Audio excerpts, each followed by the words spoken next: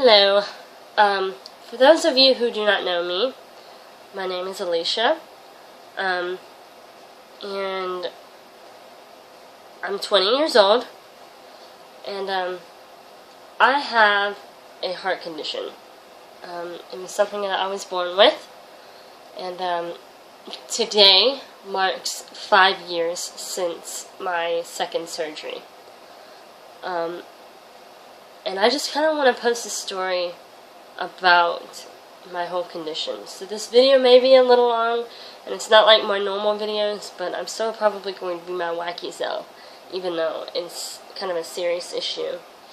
Ever since I saw the video of Benjamin Breedlove and his story when he pulled out his index cards, I've been wanting to do that, but then I was like, you know, I've tried writing this story down so many times, and, you know, I love talking about it, and I don't get offended when people ask me what happened to my chest, because one, it's a part of me, and two, because God has got me through this, and I just give all the glory to Him.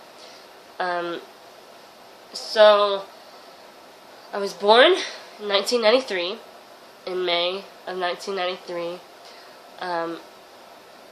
and for 6 months, I was always sick, and I wasn't really growing normally, and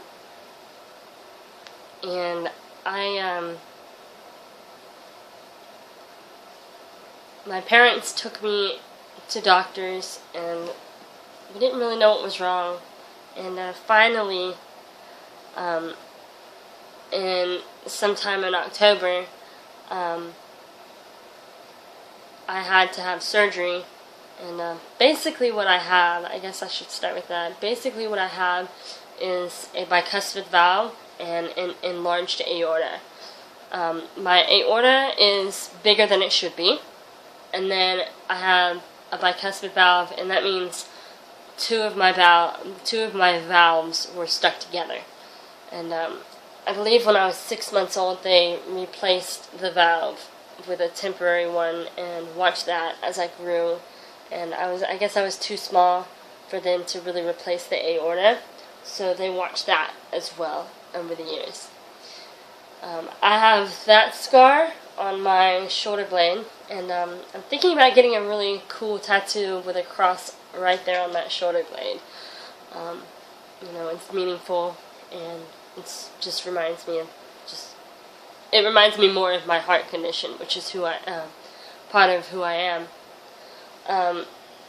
But, you know, growing up, I didn't really think about it. I mean, you know, I was young. It didn't really give me problems, just growing up, and, you know, my scar is on my back, so I didn't really have to talk about it, and people never really asked, so I never really opened up to people about it. And then, when I was in and out of doctor, or I wasn't in and out, but you know, I had a cardiologist that I saw every so often, and they monitored it, and I had a couple of MRIs for it,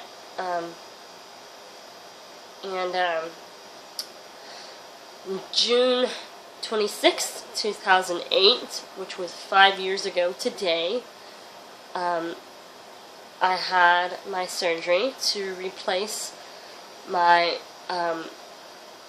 valve and my aortic root.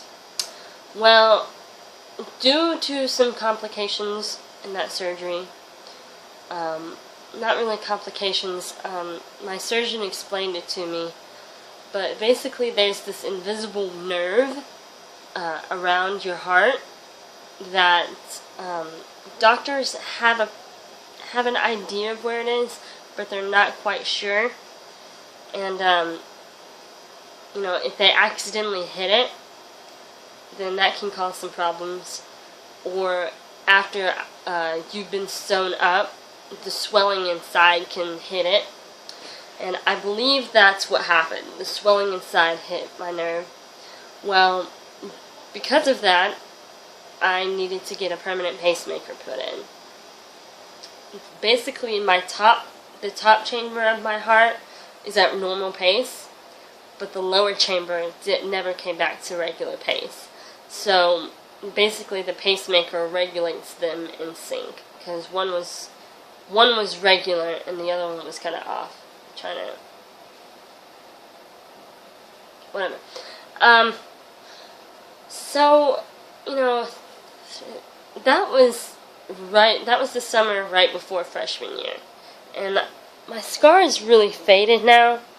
That's nothing. I don't even know what that is. But my scar is kind of faded now.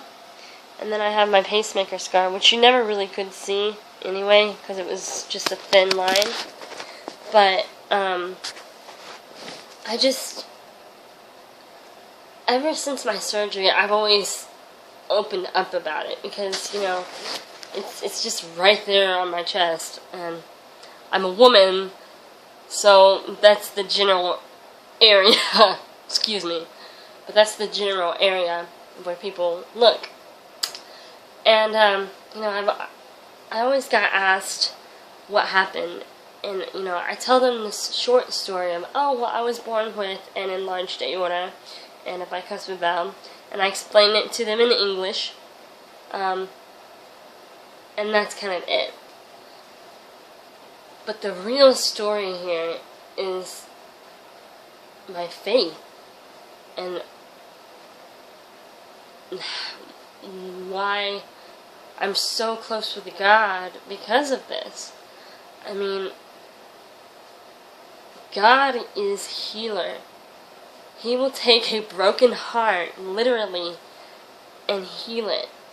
And though I'm not completely healed from this, I'm going to have another valve replacement in a couple of years, maybe 5-6 more years. And they'd have to replace the pacemaker battery. And they were going to do that at the same time, but, you know, who knows what's going to happen with that. But He is healer. Luckily and thankfully, I don't have any allergies. None at all. Like, I'm not allergic to penicillin or you know, any kind of medicine. I take a baby aspirin every day just for a little blood thinner. And it doesn't affect me in any way, but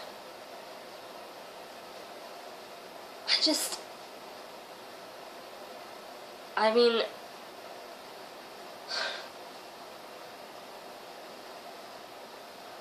God is so awesome. Like, just recently I've been going through some struggles and I have lost my faith,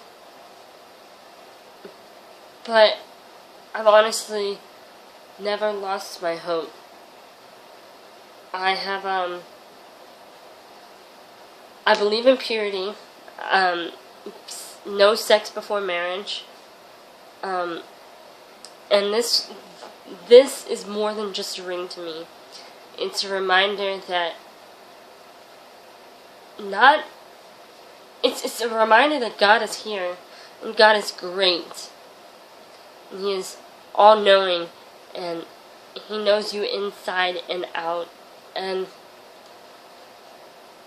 my story is just that God is great, and I'm going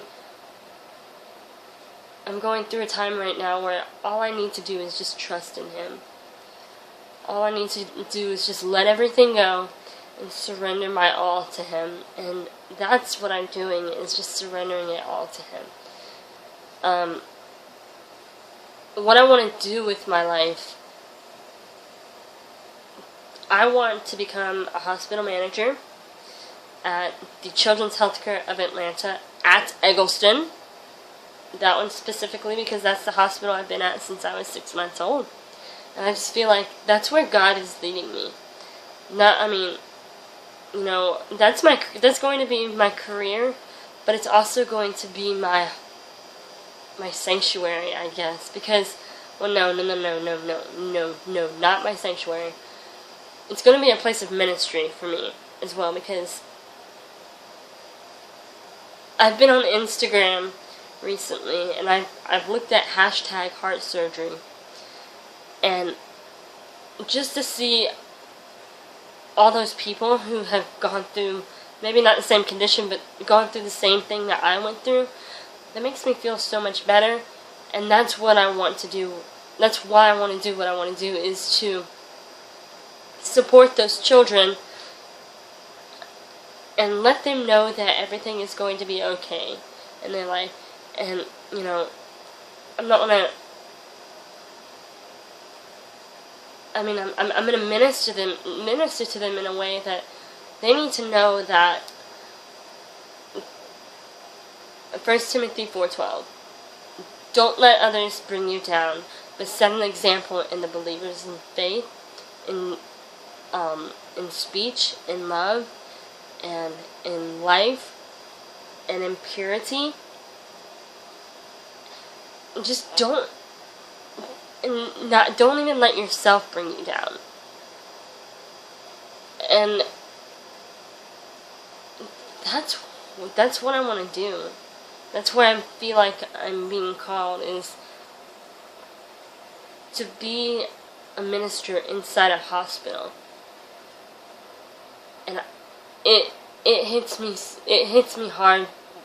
It hits me in my heart, because I can relate to those children, because I did have a heart condition my whole life. And I think I got off track just a little bit. But just throughout high school, people would ask, and I was kind of always the good Christian girl. I'm not really, you know, I'm one of those people that is happy, but I don't think about the negative side of things sometimes. I mean, I am happy in a sense of where I'm going with my life and what I'm doing. And this is, you know, how I felt in high school too. It's just like, I'm happy with who I am, but I'm not perfect. Just because I'm a Christian does not mean I'm perfect. I mean, I have so much going for me. And God has put that in my life, but just I don't even know what I'm trying to say, but God is everything, and that's where He needs to be, and what He needs to be in your life. If He can take me, a crazy random chick who makes awful guitar videos and posts wonderful skits from her church, I mean, I don't know what I just said, but basically, if God can take a girl with a broken heart, a literally broken heart, then He can take you, and He can heal you, and He can twist it around, and He can change it to something so much greater than what you ever would have thought it would be. And that's my point. And thanks for watching. And oh yes, I was going to read this verse. Flee the evil desires of youth and pursue righteousness, faith, love, and peace, along with those who call on the Lord out of a pure heart. And that's 2 Timothy 2. 2 Timothy 2:22. And just let go and surrender. Let go and surrender it all. One thing that has really got me through everything is music, especially worship music. Elevation worship is a good place to start. So, 15 minutes is long enough. Thanks for watching.